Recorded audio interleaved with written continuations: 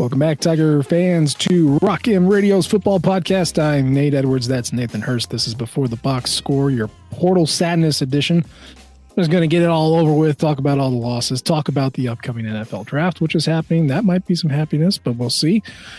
Nathan Hurst, welcome back to the show. How are you doing? Well, I'm working on 3 hours of sleep this evening in the last 48. So if I sound even more incoherent than usual, that's why. So I'll apologize ahead of time there. Don't hold it against me. Yeah. Okay. Don't fall asleep on the mic. You got roughly 40 minutes to go, and then you can go sleep. I'm all jacked up on 5 hour energy. So I should be able to at least make it through that. All right. God be with you. 5 hour energy is going with you too. So let's jump into it.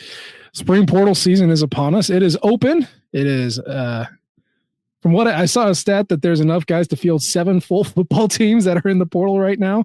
That's a lot, in case you're wondering. But that's the magic of the college football world that we live in now. And Missouri is certainly not immune to portal losses. And they're probably not going to be immune to portal additions too. But with the first opening up, there's just been a lot of attrition that's happening. So let's go through it. I think I can do this in order. So far, we have in the spring era, I should specify. In spring, Missouri has lost the services of Jamarian Wang, the 4-star athlete from St. Louis. Mekhi Gaynor, who came in from Nebraska and then promptly left because Tristan Newsom. And then we got Talon Chandler, and Bryce Jackson, if you want to count the walk-on running back. And then Eddie Kelly and Joe Moore.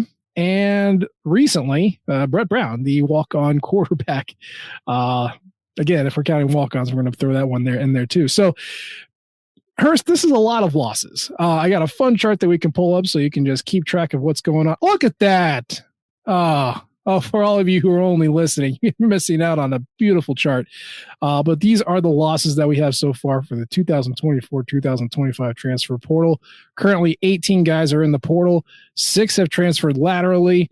4 have transferred down. And then, of course, 8 are still in the portal. So, Nathan Hurst, what do we make of all this? What do we think about all these guys leaving?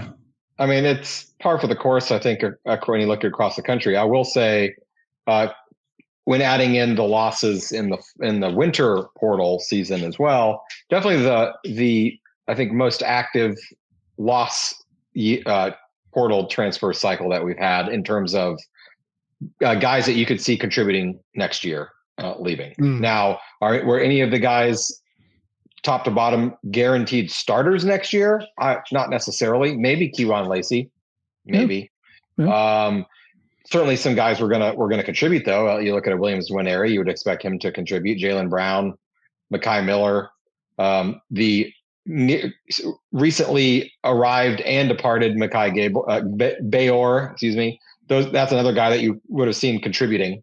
But I'm not sure any of those guys would have been the opening day right on the top line of the depth chart starter. So it's not like it's a devastating portal class by any means, but it's definitely a lot more guys that we're going to see the field than we've seen in recent years. Yeah, it's loss of depth, and this is why the SEC, in particular schools like Georgia and Alabama, have been so good for so long. They would just hoard talent. They'd get some kid to commit out of high school. That kid could not leave. Or reasonably leave. And so they'd have all these 4- and 5-star kids on there who just had to wait their turn and bide their time and eventually start for a year or maybe 2 years and then ship off to the NFL or go do something else. And so it's not true for them anymore. And it's certainly not going to be true for any school that's lower than that. I mean, you look at the losses that we have. The winter portal was a lot crueler than I think the spring one is so far. Keyron Lacey, Courtney Crutchfield, Williams Nwaneri, Jalen Brown, Jaron Sensabaugh. What do those guys all have in common? Highly rated super young. Would have been red shirts this year, like in their second year, and all of them left. Mekhi Miller needed a restart. Brayshawn Littlejohn wanted to follow his linebackers coach to App State. Like, these all make sense. But that was tough. Again, like you said, not starters, but potential starters down the line. And they wanted to start sooner. And then they had an offer from somewhere else. Well, also to your point, yeah, it's a depth hit now because now you've gone through spring ball. Guys kind of figure out where they're shaking out on the depth chart, and if they don't like it or if they don't want to stick around and make it better, they're going to go somewhere else. And don't think of this purely just from an internal locus of control. Keep in mind that a lot of these guys are getting blown up by coaches all over the country. Say, "Hey, I don't see you starting," or like, "Hey, you cracked the 2 deep yet?" And they're just chirp, chirp, chirp, chirp, chirp, and trying to get him to leave. And that's just kind of how it works. So some of these guys might be impatient. That might be the label that you throw on them. Other guys might be actually getting promised something better somewhere else, a chance to start and maybe an increase in NIL funds. So however they do it, that's what they're going to do. But I would say like losing, I still don't think Joe Moore has any eligibility left, but whatever.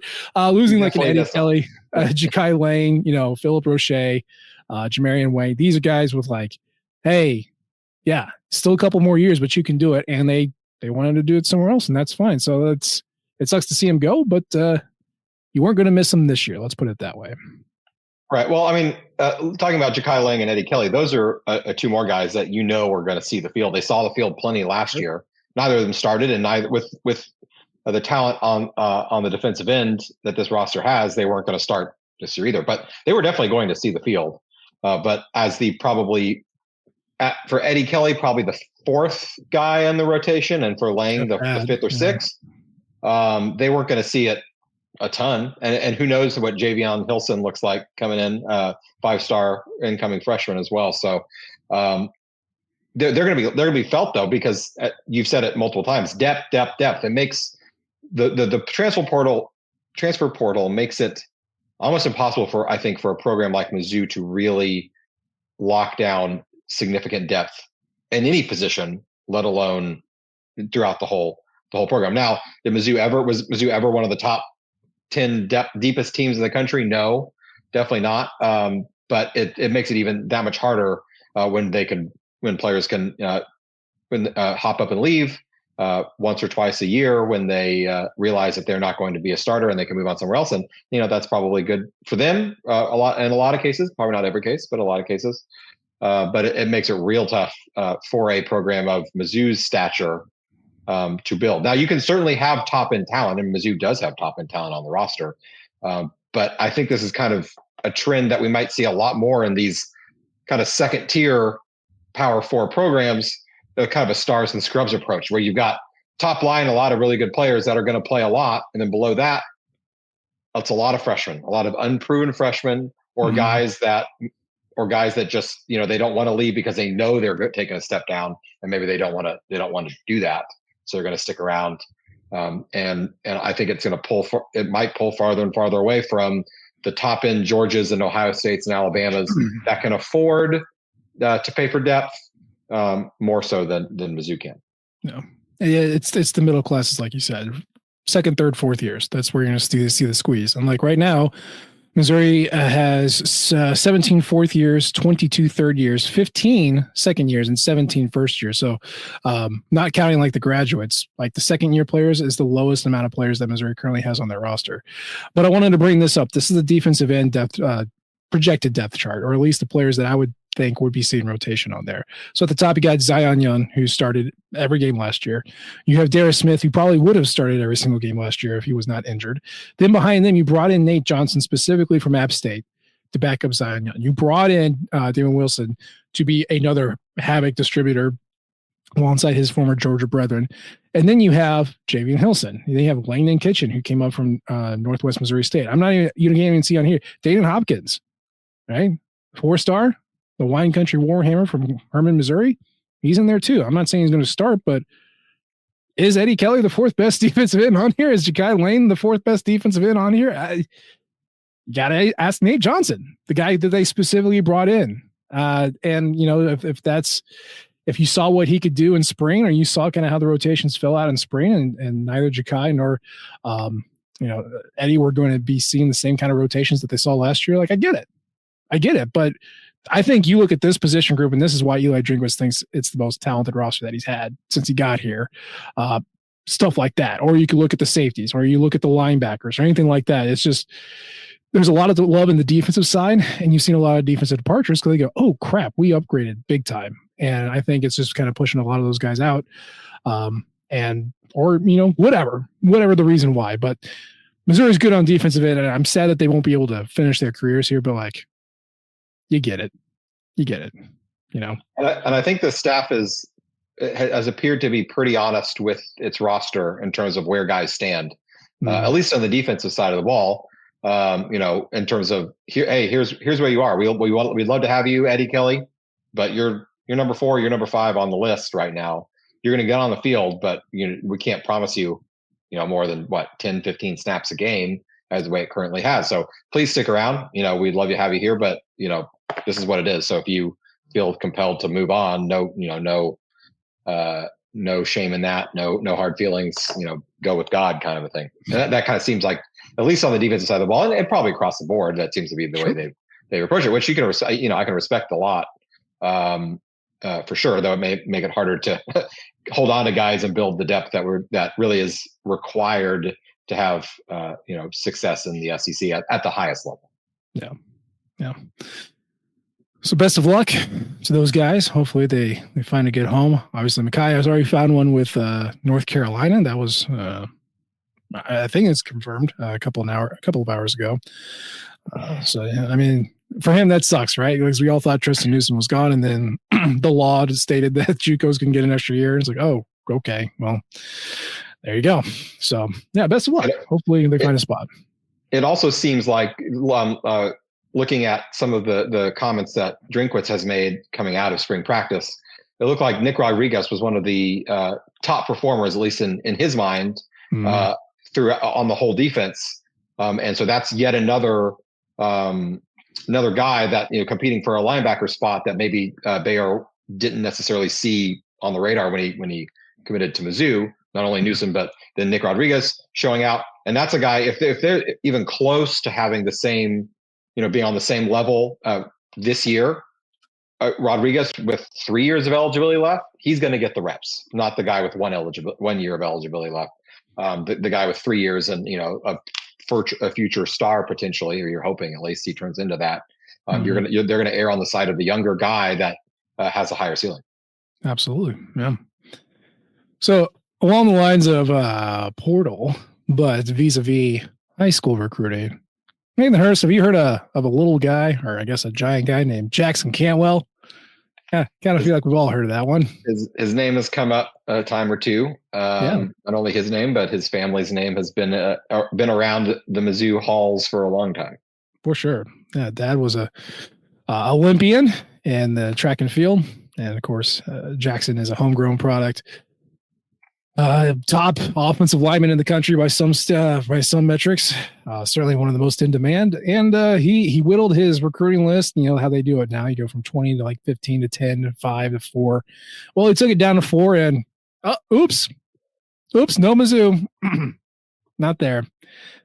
I guess it sounds like the Missouri staff had been a little more concerned over the past couple of weeks over their chances of sticking with this kid. And here you go. He's not including Missouri in his Final Four. And for all intents and purposes, that means he is not going to be committing to Missouri coming out of high school.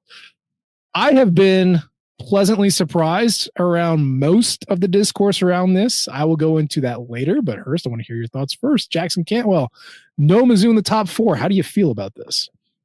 Disappointing. I mean, in some way, I kind of respect his honesty and not, throwing in the hometown team just as a courtesy. I'd rather, tell me right off the bat, so I'm not sitting there waiting on the hat ceremony, hoping when there's absolutely, no chance that it happens. Disappointed because you anytime you've got a 5-star legacy in your own state, you would very much like to get that guy. That said, looking at the list of teams that did make his Final Four, those are the heavy hitters, and not only in terms of blue bloods on the field, but NIL off the field as well. So if you're losing out to the program, the tippy top programs, your Georgia, Oregon, Miami. Those schools throw a lot of money around. And could Mizzou have competed at the top end if they wanted to go all in and throw as much money as they had in their bank account? If Eli Drinkwitz wanted to break that piggy bank and throw it all at Jackson Cantwell, could they have gotten there? Probably. They probably could have. But kind of thinking about, positions and position value. Left tackle, very high value, but do you want to throw all your money at offensive linemen coming out of high school when we have very, very clear memories of another 5-star guy coming out of the state just a year ago, threw a lot of money at him. And where are we now? He's no longer on the roster. So I kind of would much rather take the conservative approach with a guy like this, hold off, let someone else throw a ton of money at him his freshman year when he's probably not going to see the field, no matter where he goes, unless there's injuries. Even if he came to Mizzou, and it'd be kind of doubtful he's going to start from day one, because other than the guy that you're showing on the screen right now, Caden Green, true freshmen don't start on Power 4 rosters on offensive line very often. So let's let someone else pay him a whole lot of money to sit on the bench for a year, and by the time he's ready, okay, maybe he sticks around where he is. Maybe he gets homesick. Maybe he has a change of heart. Maybe some coach that he commits to gets fired. You never know. Then you can, come on home to Papa. We've still got that money waiting for you when you're a little more developed and have 2 years instead of 2 years left of your eligibility, a little more developed.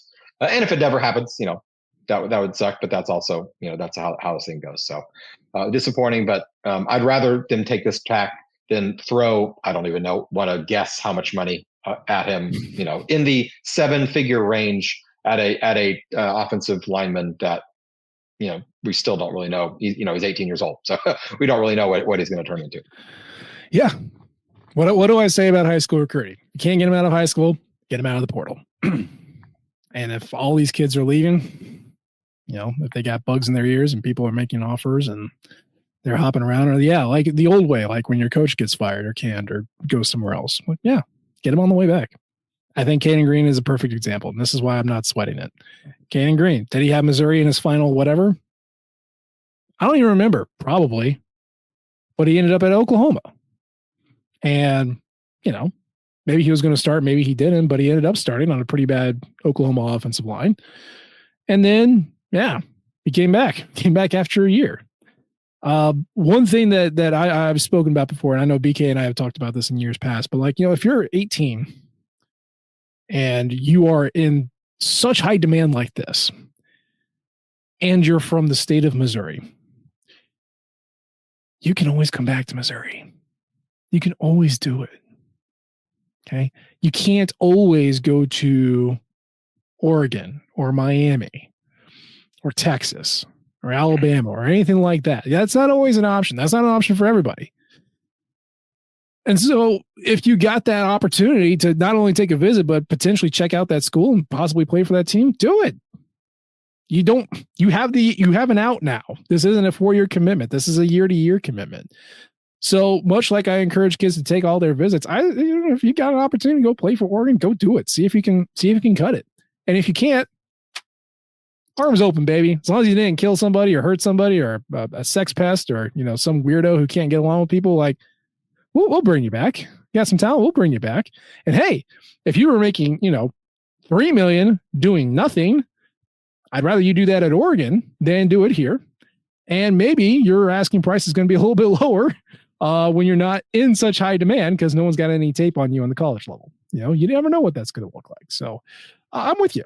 I am. It's sad because, every commitment, every list that has your school on it is a personal statement about you as an individual who either roots for this team or went to the school or both. So if it's a little bit of a ego punch, but I'm really not sweating it. And it seems like most people are not sweating it all that much. And I think that's one of the benefits of the portal era. Just a fun little nugget there. Now, I will not say high school recruiting does not matter anymore. I've had a couple of people send that my way. It matters. On the aggregate, it matters. But on the individual, it does not. And if you miss them now, we'll get them again and keep bringing in great high school classes and supplement with portal pieces. That's what you got to do. So I'm feeling good about it. In terms of the importance of high school recruiting, I mean, we just talked about how hard it is to build depth in the transfer portal. That's how you build depth, is you recruit well at the high school level, have talented young players that if they have to get called on, they can and can perform. And if they don't turn out to shake out, they can always transfer out and leave, which they often do. But that's the way a program like Mizzou has strong second string, strong third string, is to bring in talented young players who hopefully will be patient enough to wait their turn. But if their turn does come and their name is called early on, that they're capable of stepping in and doing it. And a guy like Jackson Cantwell, he would be capable to play his freshman year, I would think. I just going to a program like a Georgia, is he going to step in and beat out the other 5-star guys that they're competing right off the bat? Probably not. So they've got that luxury of time and money there. Mizzou doesn't really. So it makes sense in that capacity. In terms of fans being upset or not, it would probably make a little bit of a difference if it was a little bit more of a sexy position that he played. Sure. If Luther Burden had scorned Mizzou a second time and recommitted to Oklahoma or wherever else, that would have been a little different, because a wide receiver who is of the caliber of Luther, that's a lot sexier, or a quarterback, or a running back, or even a defensive end like a Waneri. Just something that you can point to a guy on the field and say, "Ooh, I can see what that guy's doing, and it's awesome." And it's not quite as easy to do with an offensive lineman as watching an offensive lineman's huddle tape. A little different, a little less titillating, perhaps, than watching Luther Burden's huddle tape. Yeah, for sure. Well, that's the Portal Sadness Roundup. No, but it's okay. We just opened it up. We're going to get some more players, get excited about the new guys, and we'll follow all that on rockmnation.com. There's a little thing called an NFL draft that's happening next week, and you might be aware that there's some former Missouri players who are probably going to get their name called. We're going to do a little quiz about the draft, but before we get there, we want to talk about the present guys, obviously. If you're thinking about this in terms of, who's going to get their name called, who's going to most likely get drafted, I mean, you're looking at two names, really, Luther Burden and Armand Mimbu. Burden, of course, as we talked about, is a 5-star phenom from East St. Louis. Had a tremendous 2023 season, had a disappointing 2024 season, but has all the talent in the world. And of course, Armand Mimbu, who is a 3-star local product, who coaches had to get him on the field his freshman year, and then he held down the right tackle starting spot for 2 years and never let it go until he declared early. These are the guys who are most likely to get drafted in the first round, but there's other guys too. I guess my first question for you, Hurst, is that Burden's draft stock, as with most guys' draft stock over the time, just goes up and down, up and down, up and down. And then really it kind of seems like it's mostly down at this point. How are you feeling about Burden potentially getting drafted in the first round? Is this going to happen or not? I don't. At this point, it looks unlikely. Now, is it impossible? No. It takes one team to take him, and I've been a little dubious about all the talk of him falling down, some alleged character questions of character and things, which are but no real specifics by any means, and no specific incidents to point to that would actually cause that. So it makes me kind of think: is this an NFL team putting out some bad vibes there, hoping that he falls down to them later in the first round? So I would not be shocked by any means if he goes in the first round. If I had to put money on it at this point, probably not. But we're already starting on social media. A lot of these draft experts are already starting to put out, who's going to be a real undervalued guy, Luther Burden. Can he's been valued highly this whole time until just the last couple of months. So I don't really know what you're talking about. So even if he ends up going in this early second round, which that's the farthest he's going to fall, he's watching for him to be the guy that's like, oh, this is the steal of the draft. I can't believe he fell this far. Other than, people, these draft experts crapping on him the whole time anyway. So, yeah, he might go. As I said, it takes one team. If the Chiefs wanted to take him at the end of the first round, we get lots of more hilarious. I can't believe they let the Chiefs. They allowed the Chiefs to get a guy like Luther Burden. It's just going to happen. So it could. Will it? Who knows? But it could. I mean, if you're looking at the receivers that are potentially going to be drafted, Ted McMillan out of Arizona, obviously freak, right? 6'4", 219, has a catch radius the size of a barn. Like you want that kind of guy. That's a receiver that everyone's going to want. And I think right now, yeah, at CBS Sports, this is the only receiver with the first round draft ranking. Interesting. So then you got Luther Burden 15th as 15th best player overall, second best receiver, and they got him in a high 2 kind of draft area for him. So who knows? I mean, every year there's like some out of nowhere pick that like a small school or like a lineman that somebody falls in love with, and you're like, really? And that just shakes everything up afterwards. So like mock drafts are not real. Nobody has ever gotten this stuff right. It's just fodder to talk about. And yeah, teams just put out the subterfuge to like have people sniff off the trail of what they're looking for. Radio, like this is why it's here, but boy, it does not matter until draft night, and that's when we're going to figure it out. But yeah, and then Armand Mimbu. I mean, being a highly rated offensive lineman it's a very good place to be in the modern NFL, especially if you're a tackle. Yeah, we'll go kind of in some more numbers here, but like, I don't know, is this top 10, top 15 of first round? It looks like it. I mean, he very well could be the top tackle taken in the draft. If not the top one, he'll most likely be the second. Depends on teams whether or not they value Will Campbell more in his short arms more than Armand Mimbu. Also, the fact that Mimbu's never played left tackle, that doesn't mean he couldn't, but they don't have that proof of concept. And Will Campbell has played a very good version of left tackle in the SEC for many years. So that's going to come down to that. But I think regardless of whether he goes first or second, he'll go in certainly the top 15, but really the top 10, just because I think teams are really, really excited by his athletic prowess, which he showed, the last two or three years, but also in the combine, which is putting up outrageous numbers. If we knew that he could run 4.91, why are we not having him go out for some passes or take some handoffs? That's insane. Yeah, serious. And outside of that, I mean, you got nominal guys. Like obviously, there's other offensive linemen, maybe a Marcus Bryant or a Cameron Johnson. Obviously, Drake Heismeyer, Mitchell Walters are probably not going to get their name called, but they would be eligible for it. I'm curious, from the running back standpoint, you got Marcus Carroll and Nate Noel, who kind of split their duties, and maybe that's going to be detrimental. But then you got like a Theo Weiss. I mean, Theo Weiss was Missouri's best receiver this year. Now part of that is because Luther was demanding all the damn attention all the time. But like Theo had a very good year. Former 5-star, very, very athletic, good size. Don't really hear much about him. Are we thinking that he's going to get drafted, or is he going to go the undrafted free agent route? I think he will. I think he's going to end up being the third and last Tiger drafted in this draft. It won't be early.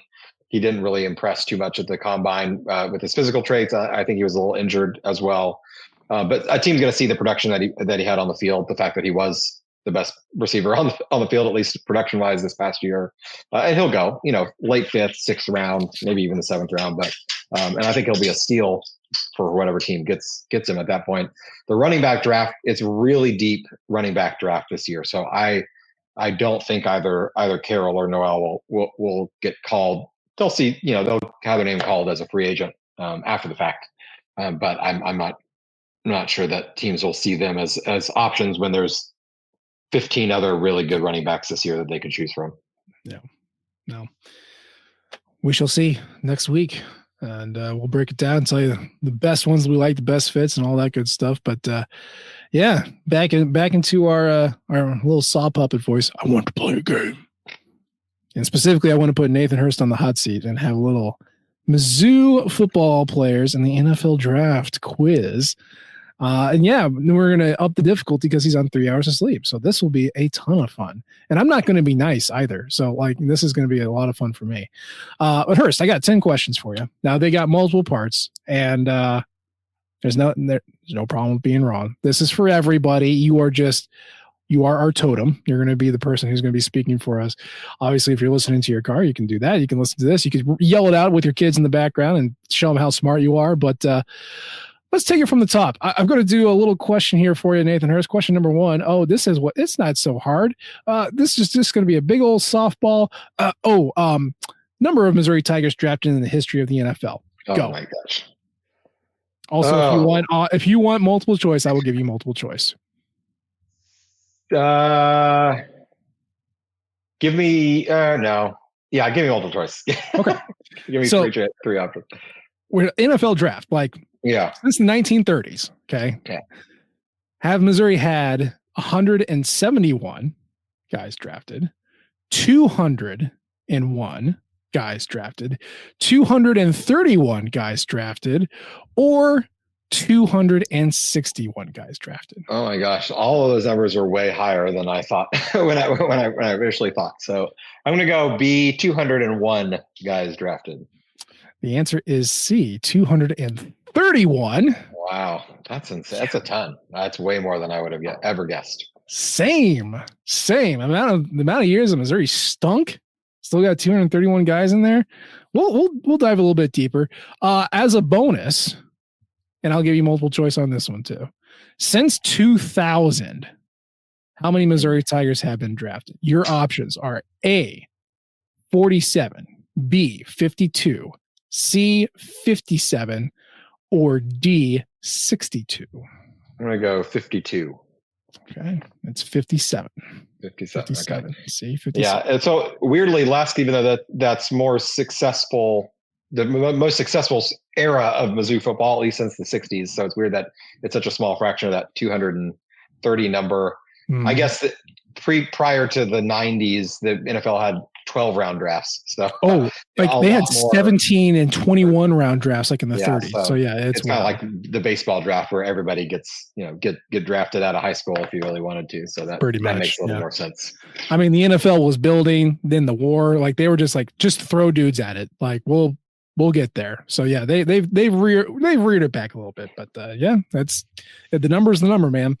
Okay, this one I think you're going to have a better shot at. I gave you a really tough one up front. This one's going to be a little bit more fun, and I think you can do a better job. I want you to name the last player drafted at each position. Okay, let's start with quarterback. Do you know the last Missouri Tiger drafted quarterback into the NFL draft? Do you know who that is? Drew Lock, I believe. Bingo. Bonus points. Do you know the team and the round? He was drafted in the second round by the Broncos. Hey, look at this guy. He doesn't need sleep. that was only 7 years ago. So I should. It was 2019. Yeah, it was 2019. 6 years ago. Okay. Last Missouri Tiger drafted at running back. Drafted at running back. Beatty was drafted by the Ravens, wasn't he? You got it. And by the way, sir, it's Bidet. Oh yes, Bidet. he just saw everyone buying bidets during COVID and thought it sounded fancy. Got to get on it. You're right. Yeah, Tyler Beatty was drafted by the Baltimore Ravens, round 6, pick 196 in 2022 draft. So very good. Okay, this one tougher than I thought it was going to be. Last wide receiver drafted. Go. Ooh, is that Jamon Moore by the Packers? My goodness. Are you? Look at this guy. He's a freaking monster. All right, fancy guy. Green Bay Packers, but what round? Fourth. I just remember being pleasantly surprised for him at that pick. So. Mr. Wikipedia over here. You're right. 2018 wide receiver, Jamon Moore. Tight end. Who you got? That'd be drafted at probably Albert O by the Broncos? It was. Do you remember the round? Third round? Close. Round 4. Fourth round. Okay. That was the 2020 NFL draft. All right. Last offensive lineman. You should know this one. Oh, well, that would have been Javon Foster, wasn't it? You got it. The fifth round. As far as the team, I could not. Somebody wants me to say the Bears, but that doesn't sound right. Well, that would be Larry Bourne, who was before Foster, the last one. But Javon Foster was chosen by the Jacksonville Jaguars in round 4, pick 114 last year. So very good. Defensive lineman. Let's hear it. That would be Darius Robinson by the Cardinals in the first round of last year. You got it. Linebacker. Tyron Hopper, third round Packers 2 years ago. No, was it last year? 2 years ago. Just a monster. Defensive back. And as a hint, you have one of 3 answers here. Right. So all 3 of Rakestraw, Carlisle, and Abrams Drain were taken last year. Let's see. Rakestraw was second round to the Lions. Abrams Drain was 5th or 6th round to the Broncos. And Carlisle was 5th round to the Colts. 6th round to the Colts. But Sixth round of the Colts. they were Carlisle and Drain were within 2 picks of each other. So Drain was at the end of 5th. Carlisle was at the beginning of the 6th. So, yeah. Now here's the toughest one. I saved it for last. The last specialist drafted in the NFL. If you get this, I'm going to give you $1. Like specialist, you mean like kicker, punter, kicker, or punter, long snapper, or long snapper? Was Bo Brinkley? Did he get drafted? He was undrafted. I checked. That would have been my guess. That would have been. This probably would have been way before I started following Mizzou. Hint. We were not alive. Yeah, we were not alive. I couldn't even tell you a name of kickers pre-19 or really pre-2003.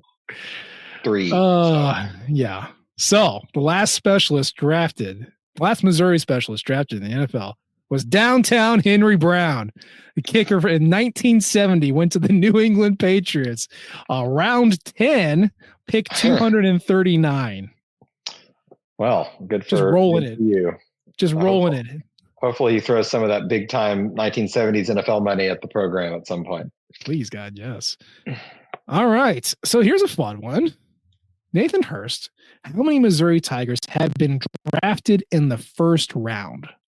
How many total? Total. This is, well, since the number of total drafts is way higher than I thought I guess the number might be higher than my initial thought too. Would you like multiple choice? Yeah. Yes. Okay. Sure. A, 18, B, 21, C, 24, D, 27. I'm going to go between 21 and 24. I'll go 24. It's 21. 21 okay. 1st round draft picks. Since 2000, how many have we had? You might get this one. You want to count them up? Total. Since 2000. Was Justin Smith in 2000? He was 2001. You got it. So then probably not another one till 07 would have been.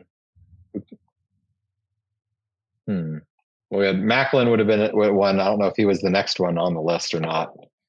Sure. I feel like we're starting with. Then we got a bunch of defensive ends. So Shane Ray was Alden Smith. Mm-hmm. There's 2 more defensive ends. I'm not going to name them all specifically, but I'll add 2 more defensive ends to that list. So that's. Well, we just talked about one. The guy who was drafted last year. Darius Robinson. So 3 more, I guess. Mm-hmm. I'm thinking of Charles Harris. Yep. And then no, because Michael Sam wasn't 1st round. So I guess I would go with those. That's 6 we're at right now. That's 6. And then Blaine Gabbert was 7. Mm-hmm. 1st round. Any more than after that? Willie Moe. No, Willie Moe was not a 1st round. Was Weatherspoon 1st round? He was 19th pick. That's 8. Yeah. You're missing a big one. Was it a big one for? He returned punts, and he played defensive tackle. Oh, Sheldon Richardson, yes. Sheldon Richardson, yep. Yes. And you got 1 more to go. And as a hint, he was on the same draft class as Jeremy Macklin on the other side. So, Ziggy Hood. Ziggy Hood, he got it. It's 10. Good job, bud. Yeah. 10, okay, since 2000. Right. 10 so 21 since 1939, but 10 since 2000. And there'll be at least 1 more this year because Mimbu is definitely going to. Minus some Larry Tunsil craziness will go in the 1st round this year. And then, at least 1 more, if not 2. Yeah. So hopefully 2 to make it 12. We'll see. Okay. I don't know how to phrase this one. There's one way I could ask it and it would be impossible. There's another way I can ask it, and I think you might get it. So I'm going to do it this way. The 1943 and 1981 NFL drafts featured the most Missouri Tigers selected in a single draft ever, tied with the same number. Do you know How many Missouri Tigers were drafted in those classes? Oh my God. No. 1943, 1981. Take a wild guess. I'm going to go like 8. Boy, you were so close. It's 7 each. 7. Wow, that's actually 8 even felt low. I got 7. Okay. Yeah. And they had 6 last year, so I got pretty darn close last year. Close. Yeah, pretty close. Don't think they're going to hit that this year, but well, we'll see. We'll see. Okay, here's a fun one. The 2007 Missouri Tigers. Considered one of the greatest Missouri Tigers teams of all time. But how many guys from that team that were just on the roster were drafted? Do you know? From 2007? From the 2007 roster. That were drafted. So Macklin's 1, Hood is 2. There would have been Alden Smith wasn't on that roster yet, was he? Nope. Willie Moe, mm-hmm. Sean Weatherspoon. Mm-hmm. Thinking of the other defensive players. I don't think any of the cornerbacks got drafted that year. Was Sean Egney or Michael Egney wasn't on that roster, was he? He was not, no.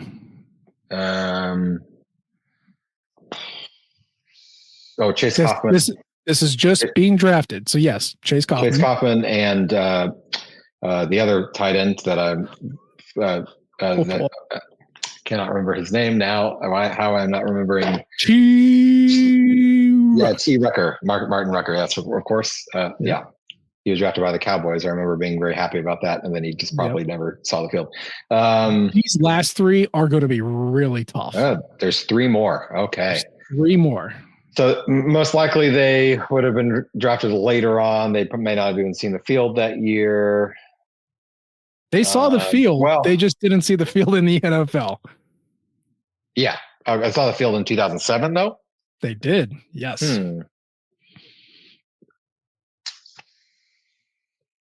So if you're keeping track at home, it's 9. The answer is 9 Missouri Tigers were drafted from the 2017. Okay. You have listed all of them except for 3. Heading into the 2007 season, there was a lot of hype for a Missouri receiver. It was not Jeremy Maclin. Who was the receiver that they were hyping up? Coffey? No. The helicopter. He didn't get drafted anyway. Willie Franklin. He was drafted by the Chiefs, wasn't he? He was that year. Wow, Helicopter Franklin. Yes. Mm-hmm. I forgot that he was drafted. You got 2 more. They're both on the line. They are unheralded guys that put in some work. Oh God, that offensive line was Tony Palmer wasn't still on that line, was he? Tony Palmer was drafted in 06. Adam Speaker. Nope. Who's the meanest mofo who led the team off the bus? I don't remember. Colin Brown. Oh yeah, that guy was huge. I remember how huge that guy was. Saw him walking around campus a lot. He's like 6'7". Former walk-on who made it onto the team and was a nasty right tackle. Yeah. He was last guy. One of the greatest names in Missouri football history.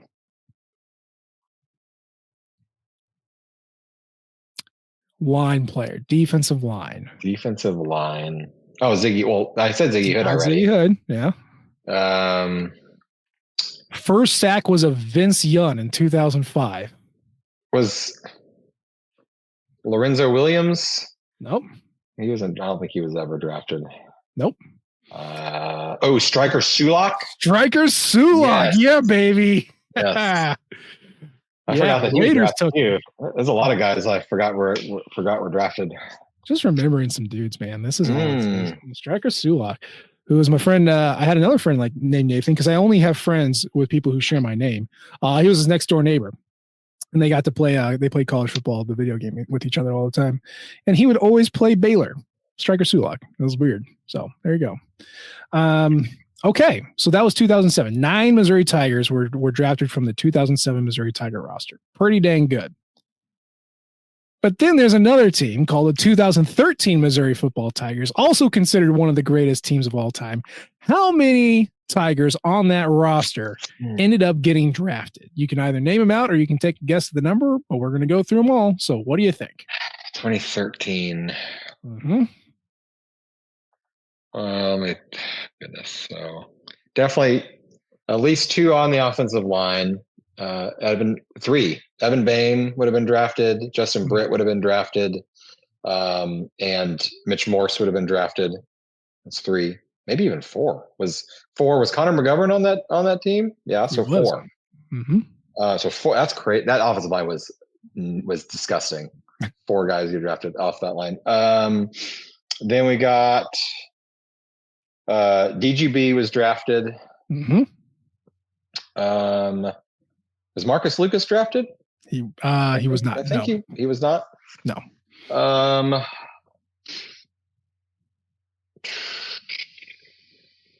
I feel like there was another receiver on that team that there was.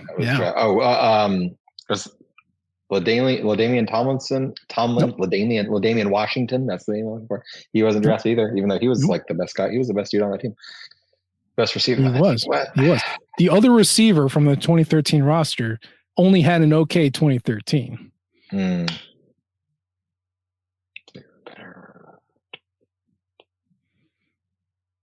His family's named after alcoholic beverages.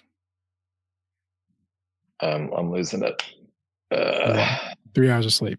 Yeah. Do you remember Bud Sasser? Oh yeah, of course, Bud. This Bud's for you. Yeah, he was drafted by the Rams. That's right. He was drafted by the Rams, and then had found out he had a heart issue, I believe. And he did. Yeah. Went into coaching. Yeah. So that's 6. And then went into law school is what he did. Oh, that's right. Yeah. That's right.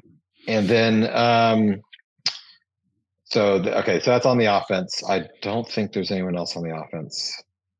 You're missing one. Well, it's on the offensive line because Max Copeland didn't get drafted, sadly. Yeah. Well, you've gone through offensive line and receivers. Yeah. Running back. I mean, Marcus Murphy. Did he get drafted? Marcus Murphy. He did get drafted. Yeah. Marcus Murphy. Yeah. Okay. All right. Then on the other side, Shane Ray and Michael Sam, and was Charles Harris was on that team, wasn't he? Yes, he was. He didn't play much, but that year. But so that's 3. Kentrell Brothers was on that roster. It's clutch, man. Oh my God, I'm surprised he got that one. He didn't. I don't think he even played. He never played that year. He didn't play. He was really, really good 2 years later. There's another linebacker that was on that. What's his name? Donovan Newsom. Donovan Newsom was not. He wasn't on that team. No, he was on the team. He was not drafted. Am I thinking of a different linebacker? Who was drafted by the Titans. There was a linebacker on that team that was drafted by the Titans. That was Xavier Gooden, who was in 2012. Xavier Gooden. Oh, was it the year before? That's who I was thinking of. Before. What about the almost MVP of the Super Bowl for the Carolina Panthers? Oh, Coney Ely, of course. Ely, yeah. Yeah, that defensive line was just so stupid. Coney Ely, yep. Secondary. Was Arion Penton drafted? Nope. He was the year after. And he wasn't drafted. And he was the year. He was the year after. I'm having a hard time remembering who was in that secondary. Well, you're missing a big one from the secondary. Locked down the greatest receiver of all time from Texas A&M. I've lost it. EJ Gaines. EJ Gaines. He was drafted. He was drafted. He was good. He was good. In the 6th round by the Rams. Yeah. Okay. I remember him being good and then feeling like he was underrated. So, and he actually, now that we're thinking about it, we're talking about it. Yeah, he actually got on the field for the Bills at some point in his career. Not very long, but he did have a cup of coffee. So you got 13, and spoiler, there's one more, and we've already talked about him, but I think you're going to forget because he didn't actually play. But Jamon Moore was on that team. Yeah, he would have been a red shirt that year. So that had 14. 2013 had 14 guys drafted from that roster. Yeah. Crazy.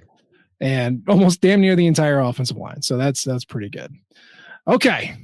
We're heading down the home stretch here. I promise we're going to let you out. Now we get to do it by coaches. How many Gary Pinkel players got drafted in the NFL from Missouri? You want multiple choice? No, I'm just going to throw a ballpark.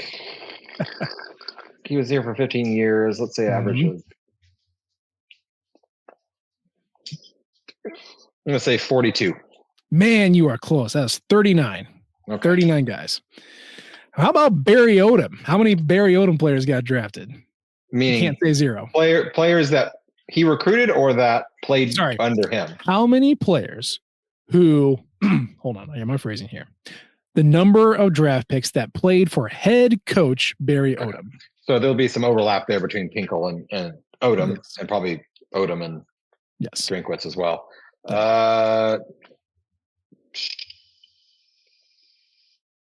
13. 12. Good Lord. I can't believe you got so close. Holy crap. And then so far, as of March 16th or April 16th, how many draft picks that played for head coach Eli Drinkwitz? How many? So we got 5 years. They had 6 last year. I think there's a year there they didn't have any, or maybe just one. So I'm gonna go 14. No. Oh my God. Yeah, is that right? 14? You got it. Just stop talking. 14. 14 and counting, obviously. Yeah, very good. All right. And then my last one. What's the number of transfer players to Missouri that have been drafted out of Missouri? In all of Missouri history. All of Missouri history. Though prior to like 2018, that really wasn't transfers weren't really a thing. I was going to say, you don't really need to worry because I went back and checked, and you're really going back to like 2019. So yeah.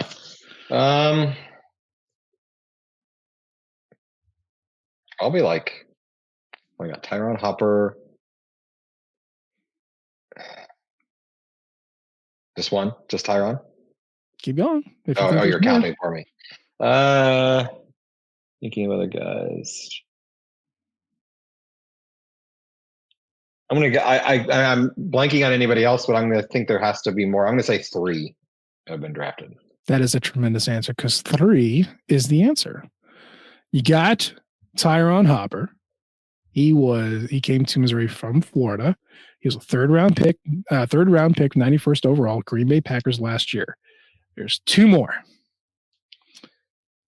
I'm going to give you, no, I'm not going to give you anything. You tell me, think back to transfer players since 2019 who were good.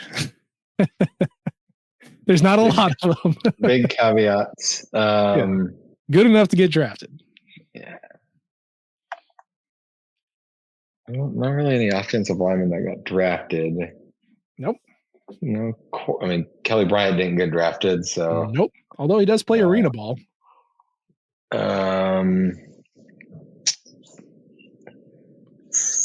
Wide receivers in Theo was. That's no offensive players, if that helps. No offensive players. That does help. We got Tyron. And I'm just my brain is dead, so I'm completely blanking on who might have been drafted off of like 21. Think about maybe 2 players we pulled from, I don't know, a school called Tulsa. Oh, yes. Any of them got drafted? Yeah, Caleb Evans. Yes, Caleb Evans. Was drafted, so that's 2. And then was the other one the second one? I can't even remember his name now. Was he drafted? Allie Green was not drafted. Yeah, no. I don't think so. The third one that you're thinking of actually got drafted. Hold on, let me double check. Yes, he got drafted pre-COVID. So out of 2019, the eyes of Texas are upon you.